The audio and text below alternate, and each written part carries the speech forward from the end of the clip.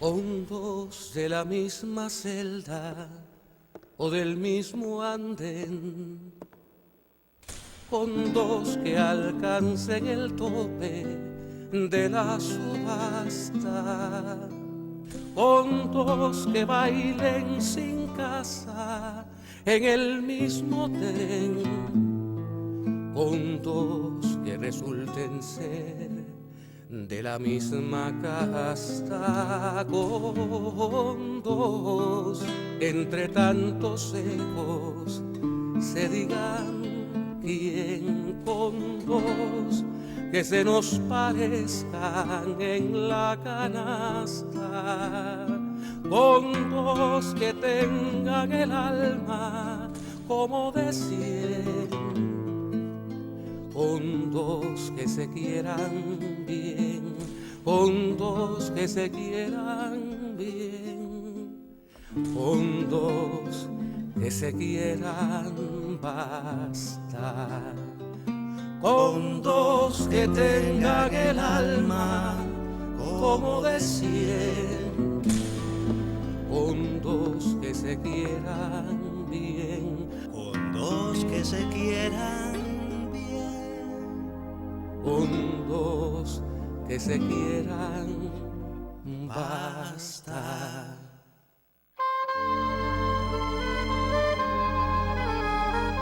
Muy buenas noches, estamos como cada semana en Con Dos que se quieran.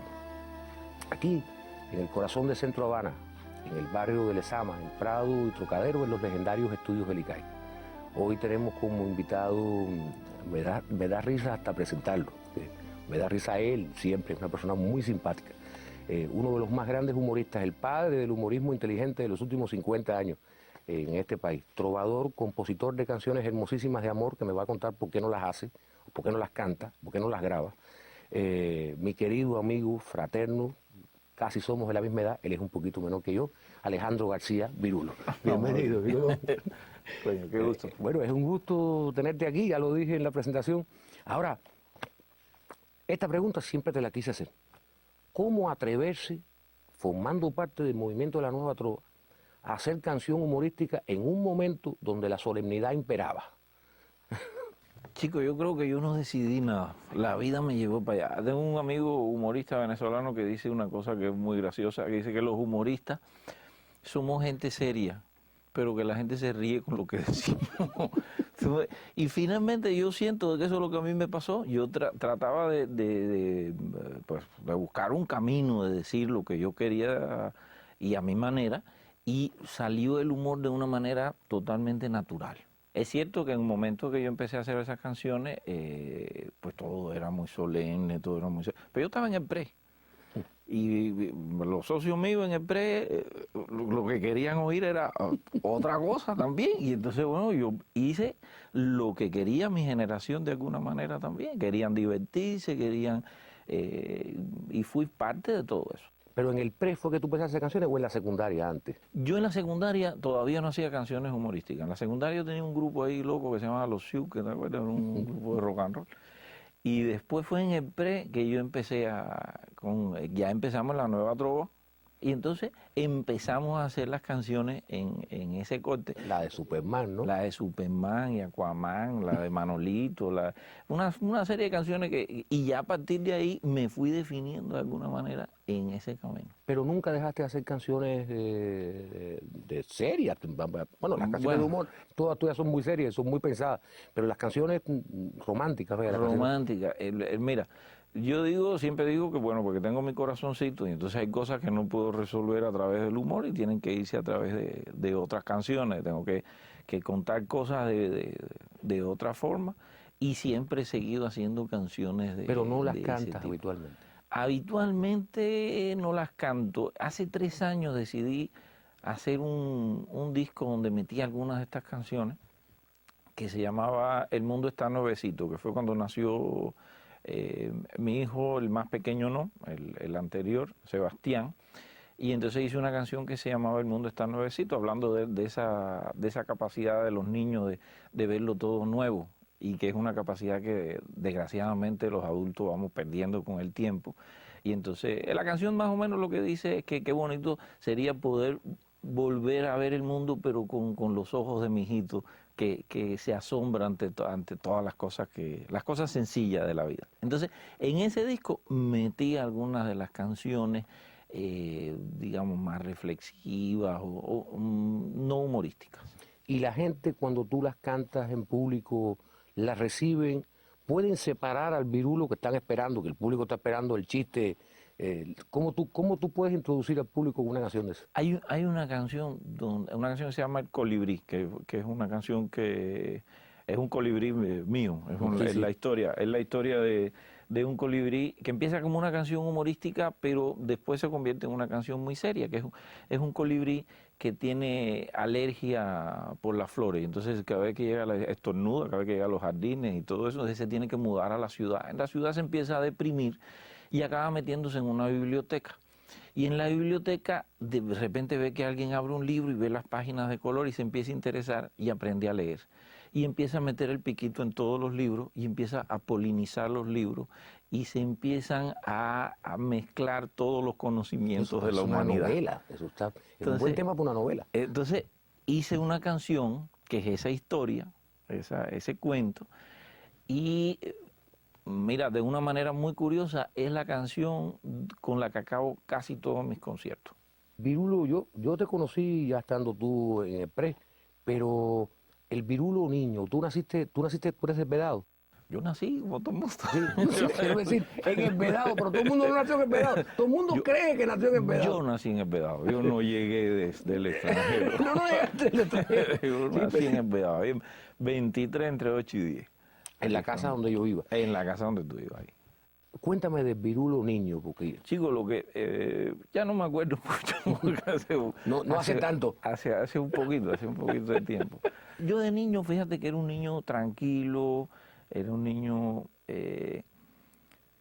quizá un poquito me gustaba como jeringar a mis primas, a mi hermana, aparte de ser un niño tranquilo, pero un niño un poco jodedor, hablarlo en otras palabras. Me acuerdo, todos los muebles de la casa acabaron desbaratados porque siempre agarraba los muebles, los viraba al revés y así unas naves espaciales y entonces jugábamos desbaratamos todo. Eso yo creo que es clásico de todos los niños. Bueno, a mí me hubieran matado si yo le... Los míos me lo están haciendo ahora. Si yo le rompo un mueble a mi mamá, me hubiera arrancado la mano. Óyeme, tu abuela, yo recuerdo siempre a tu abuelita. Mi abuelita Emma. Mi abuelita era un personaje. Mi abuela era un personaje que escribía, pintaba a los 70 y tantos años, escribía unos poemas extraordinarios, tenía una gallina. Yo no sé si te acuerdas de la imagen del apartamento ese de 23, que era el pasillo largo, y al final había como una terraza. Sí. Y allá atrás estaba mi abuelita sentada en un balance con una gallina puesta en la cabeza, que cualquiera que llegaba y me decía, ¿y esto qué locura es? Y tenía la gallina, era una gallina que ella tenía con ella, y la gallina ponía huevo en sus poemas, era una cosa, la relación de mi abuela con la gallina, era la cosa más absurda del mundo. ¿Tu abuela prácticamente crió? Mi abuela fue la que me crió. Y entonces mi relación con mi abuela era una relación de amistad, pero ella me trasladaba a su mundo loco también. Entonces, y no sé, hubo un problema, ya hubo una crisis familiar alimentaria y hubo que meterle mano a la gallina. Mira, fue el único disgusto que he tenido con mi abuela. Estuvo 6 meses sin hablarme. Y me dijo que yo era un antropófago. Entonces, bueno, parte de eso fue mi infancia y yo creo que de alguna manera el humor iba a aparecer de alguna manera. ¿Y la cercanía de tu casa con el ICAI, tu papá? Mi papá, que trabajó en el ICAI, fue fundador del ICAI, era del departamento de trucaje y dibujo animado, donde trabajó toda la vida. Pues bueno, yo me la pasaba colado en todas las exhibiciones que hacía en el ICAI. Le robaba el carnet y yo me metía en la cinemateca a ver las cosas, las proyecciones que eran para los empleados. Y fíjate, una cosa muy interesante, como mi papá dirigía el departamento de trucaje, hacían muchas exhibiciones de películas de ciencia ficción. Y a mí me encantaba. Eso era una cosa, cuando había una exhibición de esa, yo trataba por todas las vías, trataba de colarme. Y vi una cantidad de películas de ciencia ficción y desde niño yo creo que alimentaron mucho mi fantasía. Y eso es una cosa que no me ha abandonado. El deseo ese de fantasear y de siempre imaginar un mundo distinto del que vivimos, eso no me ha abandonado nunca. ¿Quién te puso Virulo? Virulo me lo dicen desde como tercer grado. Una profesora me puso en la lista de asistencia. Mi nombre es Alejandro García Villalón y me puso Alejandro García Virulo. Y pasó la lista de asistencia así. Yo creo que era porque yo estaba, jeringaba mucho, sobre todo yo hablaba mucho en las clases. Virulo en Cuba no significa absolutamente nada, no es nada, virulo. Pero, después he sabido, en Argentina, ¿no sabes que virulo es un golpe, darse un golpe? No darse sabía. un virulo, un No virulazo. sabía. Virolo en México es servisco. Entonces, pero porque virulo no tiene, yo no sé por qué me puso lo de virulo en la lista de asistencia y pasó a la lista de ¿Pero asistencia. será que lo sí. leyó un error al pasarle? Pero para- de Villalón a Virulo, no, pues, coño, yo no me lo he vuelto a encontrar, porque si yo me lo encontré, ¿por qué? ¿Por qué? Pero de todas maneras tampoco es un término sonoro también. Virulo no, a mí lo que me lo empezaron a decir y a mí no me gustaba. Y con eso fue lo que sellé mi destino. Porque entonces sí me decían más Virulo y más, ya hasta que ya, un día llegué a mi casa y mi mamá, hola Virulo. No puede ser. Ya me olvidé del asunto. Ya, ¿qué voy a ¿Cuándo hacer? fue tu debut? No tu debut en las fiestas del colegio, del pre. No. El debut donde había un público que no te conocía. ¿Cuándo fue? Fue en la sala Uber de Blanc, cuando estábamos en 12 grados. Pero yo digo que ese fue el debut porque fue la primera vez que fue como Claro. en una sala profesional y para un público que iba y que pagaba, aunque claro, pues la mitad del auditorio era socio nuestro de pre, estaba toda la gente pre ahí, ¿no? Pero bueno, alguien que no nos conocía entró, supongo. Pero cantaste ya canciones humorísticas. Canté como 2 canciones cuando ya tenía la de ¿cómo se llama esto? La de Superman. Superman. Y eso ya la ¿Y dónde tenía. está ya entonces el momento de popularidad? ¿Cuándo es que eso, de repente todo el mundo dice, Virulo? La canción del Chevy. La canción de Chevy, ¿no? La canción del Chevy y esa canción en un festival de la FEN, creo que fue, que la estrené y ya después de eso se hizo un disco de esa canción y se empezó a popularizar y ya me empezaron a llamar para hacer televisión, que no fuera, ¿te acuerdas de televisión universitaria? Claro, cómo no. Había un programa que se llamaba Siempre en Domingo, que Siempre dirigía en Jorge Domingo. Gómez. Jorge Gómez, claro. La gente le decía siempre lo mismo, porque éramos como 4 que siempre íbamos al programa. Pero yo recuerdo a la gente, los trovadores de aquella época, que todo el mundo, cuando hacían los órdenes, todo el mundo decía, yo no voy detrás de Virulo. Entonces, ¿qué tú recuerdas de esa época? Yo recuerdo, bueno, pues Silvio me invita, muy generoso. Además, Silvio siempre ha mantenido un constante batallar con presentar a gente nueva y de alguna manera todos hemos disfrutado de esa generosidad de Silvio para presentarnos. Sí. Y entonces él me invita, yo muy sorprendido de hacer una gira por Venezuela y con Silvio Rodríguez. Y entonces en un concierto ahí, yo creo que pasó eso mismo, que nadie quería ir detrás, y acabé yo para cerrar, donde estaba Sí. Malanga y supuesto Vianda, estaba ahí todo el mundo, y de repente Virulo para cerrar, que nadie sabía quién era el Virulo aquel. Y entonces anuncia, bueno, y ahora Virulo. La gente se empieza a levantar y dice, esto ya se acabó. Y yo me paro, y empiezo yo a meter mi trova. Una cosa muy tensa, ¿no? Porque imagínate la gente en un estadio yéndose, ahí todo el mundo. Y me acuerdo que yo estaba haciendo una cosa del Génesis, una cosa. Chico, y empezó la gente a regresarse. Empezaron a regresarse. Y yo creo que es de las actuaciones más emocionantes que he tenido en mi vida, porque además fue para mí una cosa totalmente inesperada, que la gente no solamente no se fuera, bueno, algunos se fueron, vamos a no exagerar, pero que los que se quedaron contentos, pidieron otra y no sé cuánto, y eso tuvo una muy buena crítica en Venezuela, me acuerdo en el Nacional. salió una página entera y no sé cuánto, y bueno, de ahí yo creo que empezó mi carrera fuera de Cuba. En Venezuela. En Venezuela, O sea, que, especialmente. ¿cómo tuviste muchos años? Yo recuerdo que la gente decía, trovador cubano que se conoce en Venezuela. Bueno, por supuesto, Silvio y Pablo siempre están distinguidos. Sí, sí, tú vas disparando mientras yo te pregunto. Y la gente decía, como Venezuela es de Virulo, Virulo es Venezuela, ¿ese vínculo se mantiene todavía? Mira, estuve un tiempo, el tiempo que me fui a México, que estuve trabajando en México, me distancié de Venezuela. Pero estoy tratando de recuperar esos vínculos.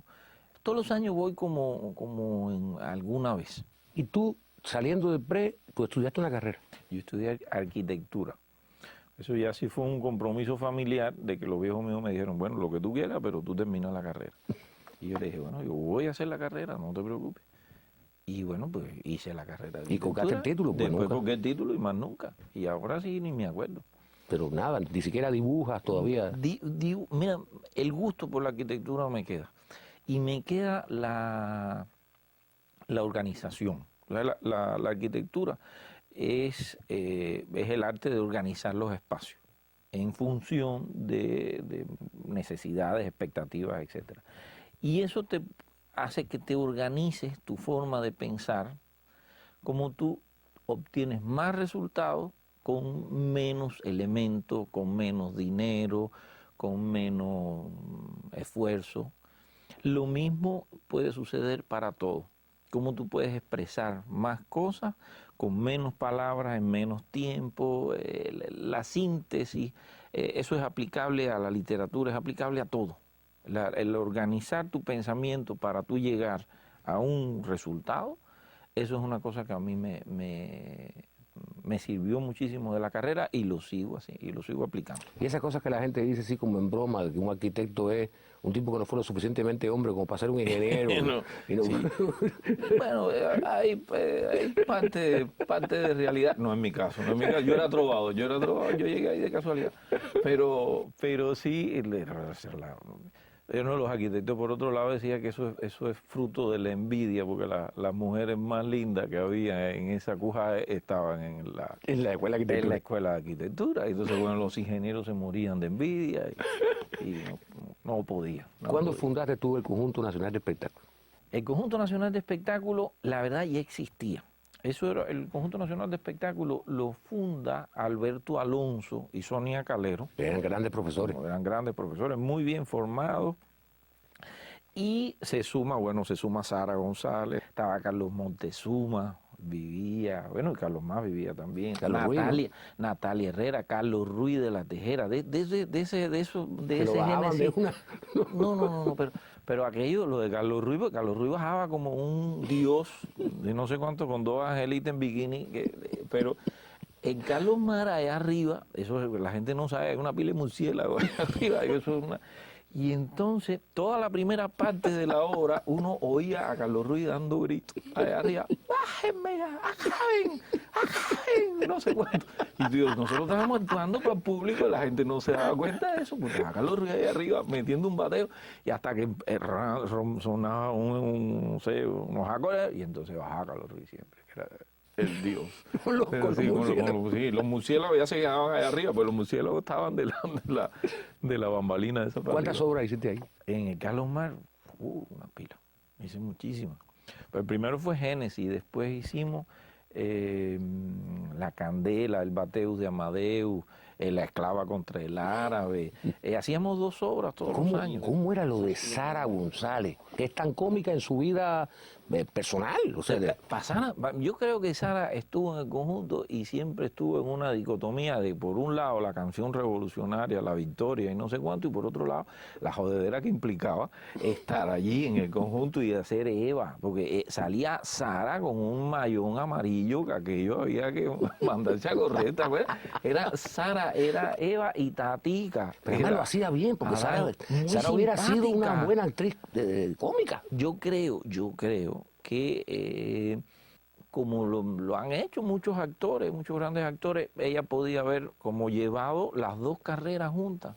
¿Y cuáles son los riesgos? Fíjate, yo estaba pensando en todas esas obras, y esas obras tenían sí, un componente humorístico grande, pero también había una parte intelectual muy trabajada. En el país del choteo, ¿cuál es el riesgo que corre un tipo que trata de hacer un humor inteligente? Es decir, nosotros teníamos que buscar un equilibrio siempre de decir cosas, pero que la gente también gozara y se divirtiera mucho. Entonces, incluso nosotros como programación siempre pensamos en hacer un espectáculo como universal, con otros planteamientos, y siempre hacer un espectáculo nacional, de la gozadera ya, de la actualidad.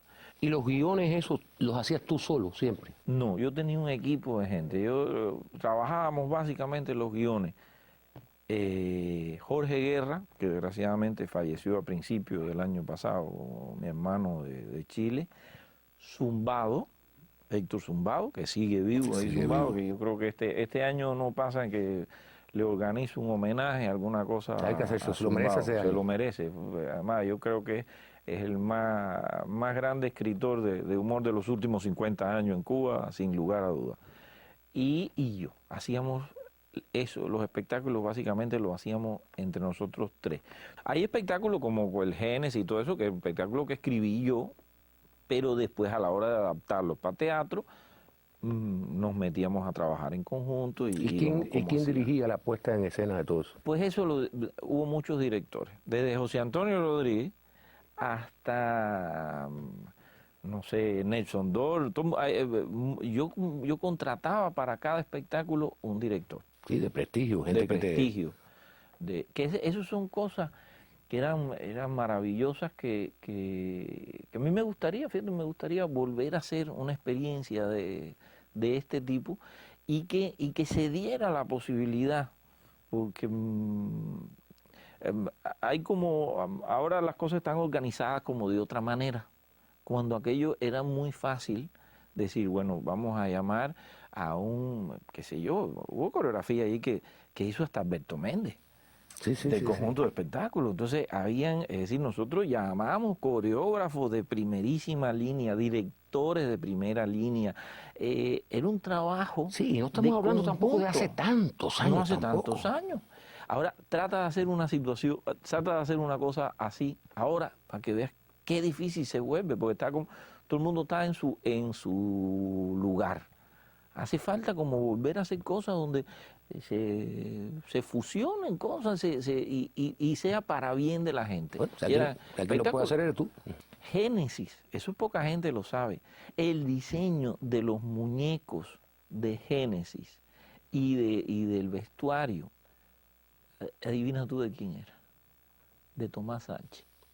Madre santa. Del maestro Tomás Del Sánchez. del gran maestro Tomás Sánchez. Entonces, por ahí te digo de la gente que acababa trabajando con el Conjunto Nacional de Espectáculos. Y bueno, fue un privilegio y una suerte que yo tuve de caer ahí y de poder manejar esos hilos y de poder llamar a todos estos personajes a trabajar con nosotros. Yo recuerdo que se tocaba, eran espectáculos que eran críticos, pero que no era criticar por criticar. ¿Tú crees que el humor tiene que ser siempre crítico para que funcione? No. Yo creo que el humor es básicamente siempre es un estado comparativo, porque el humor es alguien va a salir apaleado de todas maneras. Es decir, hay un estado de criticar una situación. La manera en que se haga es la que puede cambiar los términos de la jugada, porque puede hacerse de una manera agradable, donde nadie salga Tan ofendido, lastimado. que nadie salga lastimado, que nadie se moleste. Y entonces yo creo que eso es perfectamente posible. Y ahí está el trabajo de Lelutier de más de 40 años. Sí, más, yo no sé cuánto. Sí, pero... ya Lelutier tiene 40 años, acaba de cumplir 40 años de trabajo. ¿Cuánto sabes tú del humor que estás en Cuba ahora? Pues estoy más o menos informado, porque hay muchos que los conozco de primera mano, que son mis amigos, que estuvieron con nosotros, que estuvieron en el Conjunto Nacional de Espectáculos, que estuvieron después en el Centro Nacional de Promoción del Humor, que el Centro Nacional de Promoción del Humor fue como la última cosa que yo fundé en el año 80 y algo, 89, 88, por ahí, se hizo el Centro Nacional de Promoción del Humor, que se hizo en el Acapulco.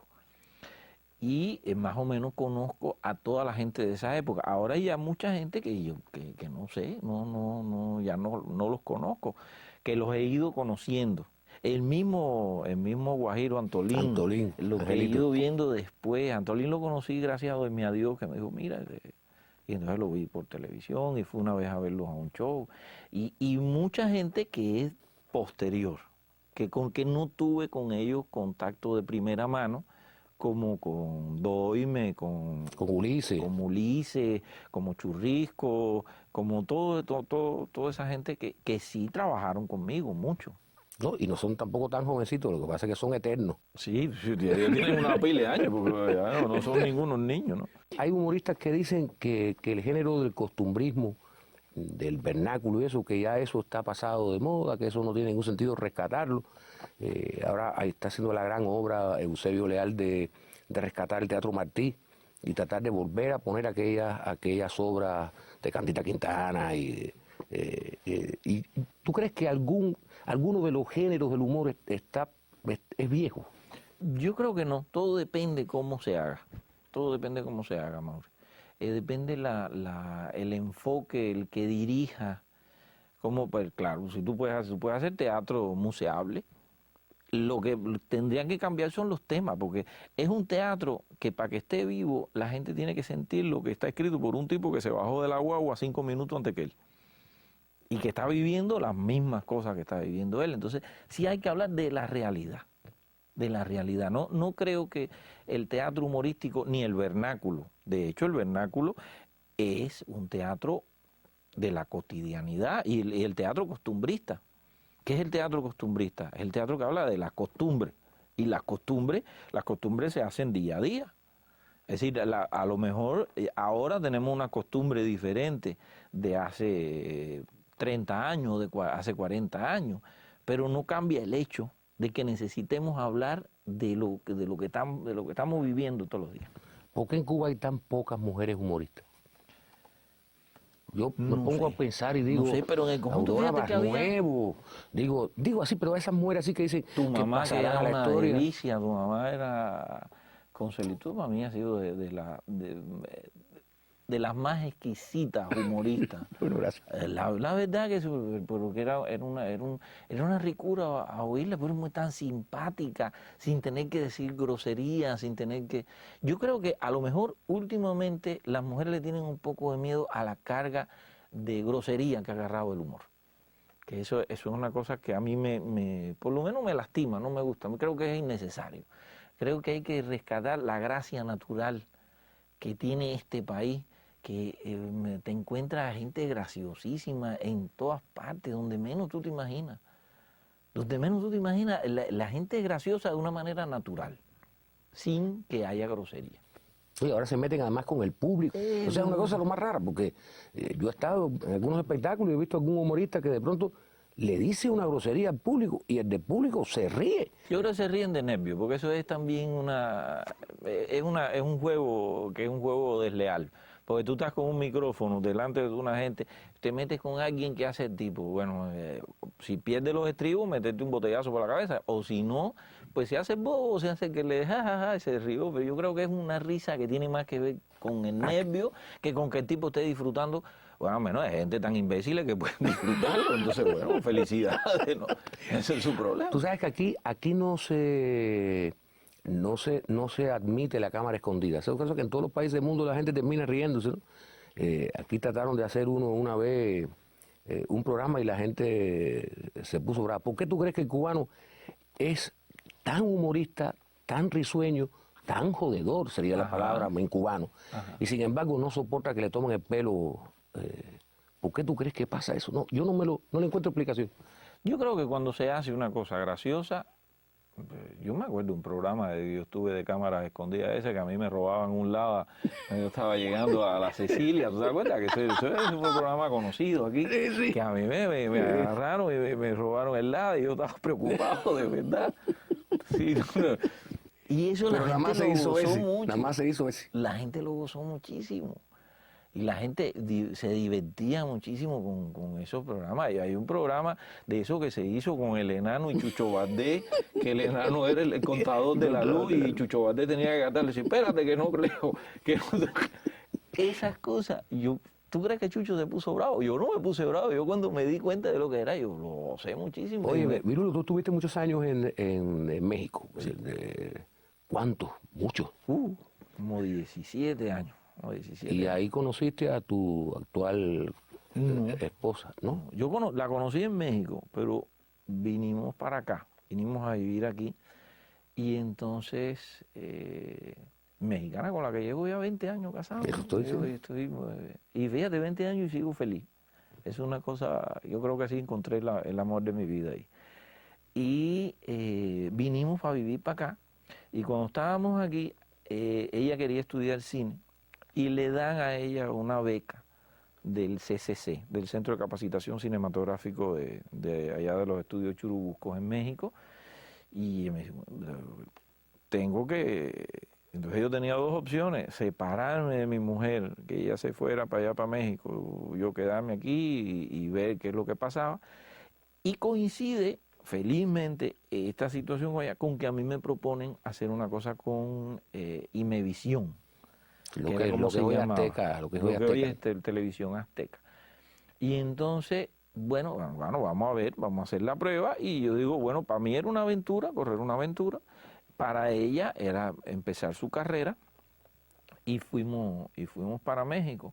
Esto fue antes de periodo especial, antes de todo eso. Eso no tiene nada que ver con... Es decir, no fue una decisión por nada que no fuera económica, absolutamente personal.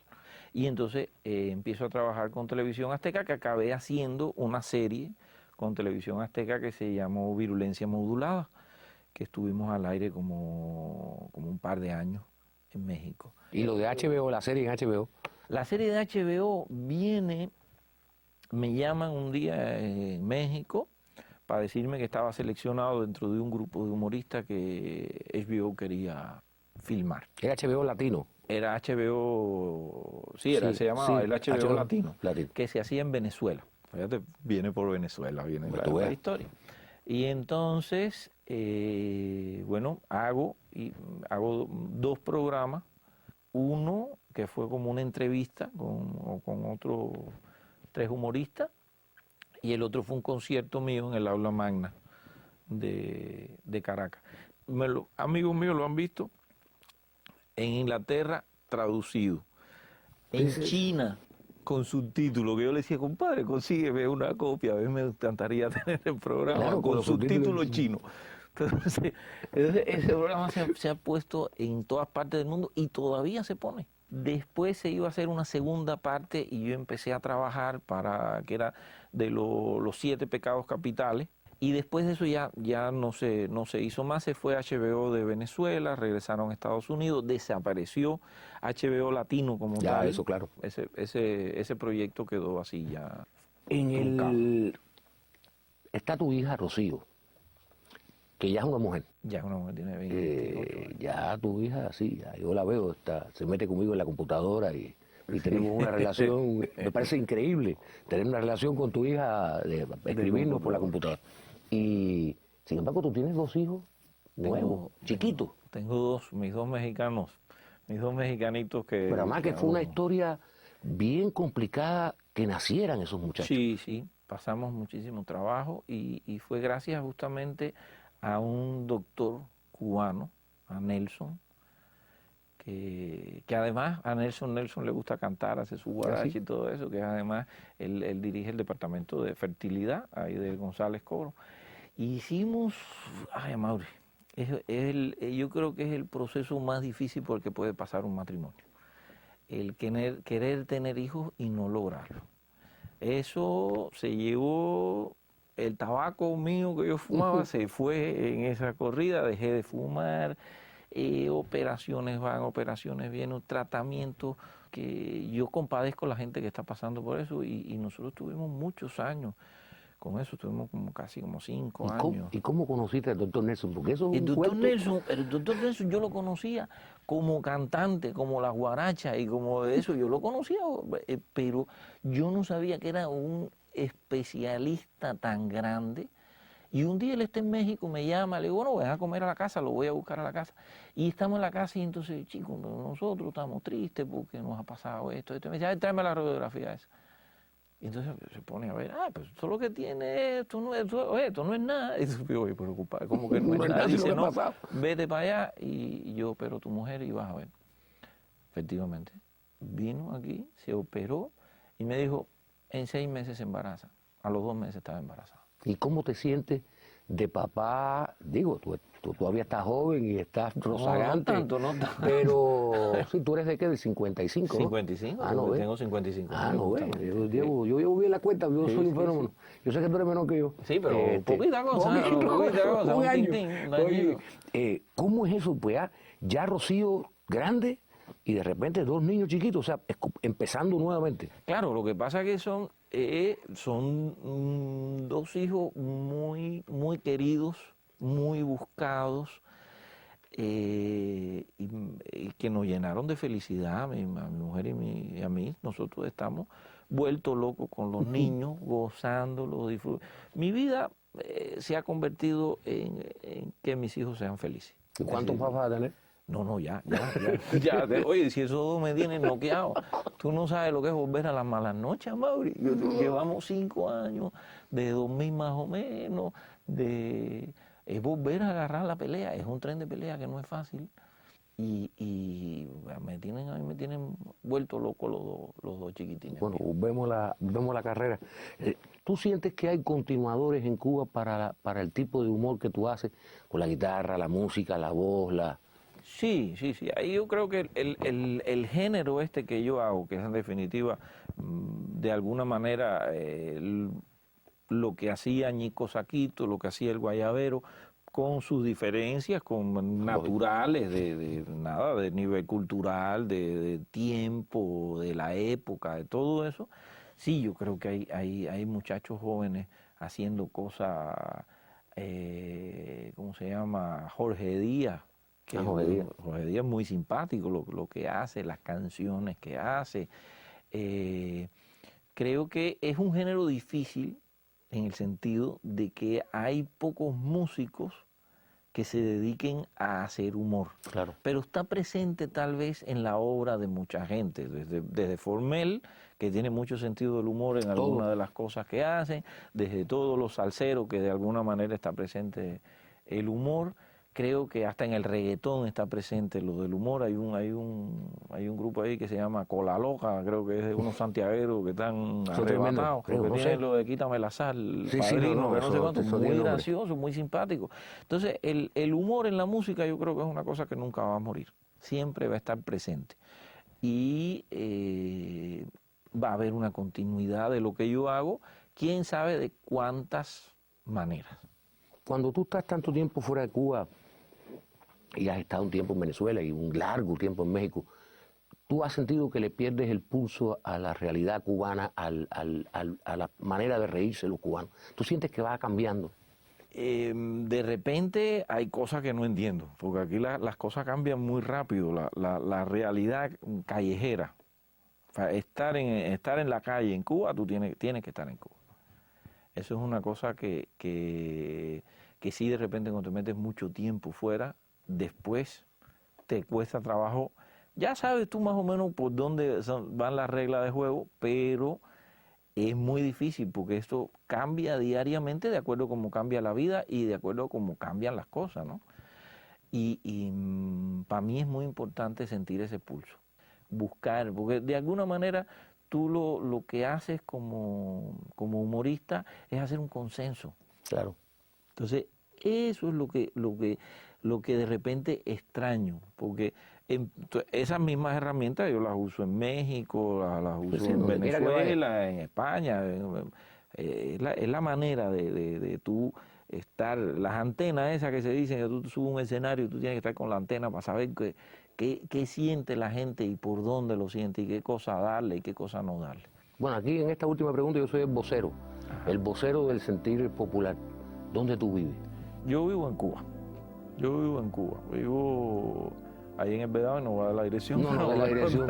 Ni a mí me diga dónde es, porque te caigo ahí por la cantidad, como yo hablo tanto, ni a mí me la de. Pero yo vivo aquí en Cuba, Desde el año del 2008 decidimos, mi esposo y yo, de venir a residir aquí en Cuba. Tengo muchas cosas en México y, Claro. y voy mucho a México, bueno, fueron muchos años, con 17, 18 años en México, entonces bueno, dejé muchas cosas ahí, muchos trabajos. Y además está la tengo familia, que ser. está la familia de tu Y mujer, está la que es también familia, tu mi familia. mujer, entonces mi familia, entonces vamos así a mantener esa cercanía con México, no se va a perder nunca. Y vamos a estar temporadas allá y temporadas aquí, pero básicamente estamos viviendo ¿Y aquí por qué en tomaste Cuba. esa decisión? Tomé esa decisión, ¿por qué no? De la misma manera Esto es tuyo. que estuvimos un tiempo viviendo fuera de aquí, ¿por qué no estar viviendo aquí? Es tu derecho, ¿no? Y es mi derecho, y además, pues me siento muy bien en mi país, me siento muy bien en Cuba.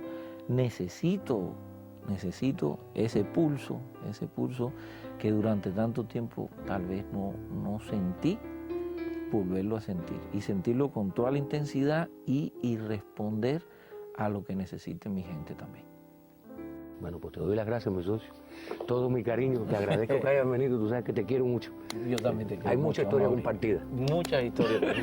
Te quiero, gracias, Virul. Hondos de la misma celda o del mismo andén, con dos que alcancen el tope de la subasta, con dos que bailen sin casa en el mismo tren, con dos que resulten ser de la misma casta, con dos entre tantos ecos se digan quién, con dos que se nos parezcan en la canasta, con dos que tengan el alma como de 100,